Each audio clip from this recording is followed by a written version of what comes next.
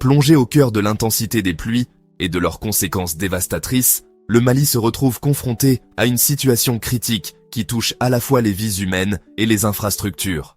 Les inondations et intempéries de cette saison ont semé le chaos, rappelant brutalement la vulnérabilité face aux caprices de la nature et l'importance de la préparation et de la vigilance.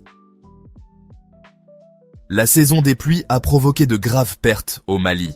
D'après le dernier bilan cumulé du Comité interministériel de gestion des crises et catastrophes, en date du 9 octobre 2025, la montée des eaux et les intempéries ont entraîné 28 décès et 38 blessés. Le nombre de personnes touchées par ces événements s'élève à 27 859. Depuis le début de l'hivernage, 47 cas d'inondation ont été enregistrés, auxquels s'ajoutent 10 cas de foudre et 4 incidents liés à des vents violents. Au total, 1237 habitations se sont effondrées, laissant des milliers de familles démunies face à l'urgence. Le risque hydrologique reste préoccupant malgré la fin prochaine de la saison. La montée générale des niveaux d'eau, alimentée par de fortes précipitations dans les hauts bassins du Niger, du Sénégal et du Bani, persiste. Les lâchers d'eau des barrages de Manantali et de Sélingué pourraient en provoquer de nouvelles crues en aval.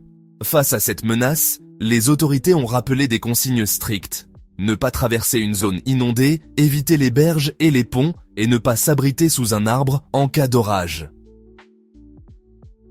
Le gouvernement a apporté une assistance alimentaire à 2355 sinistrés et un soutien non alimentaire à 1689 personnes.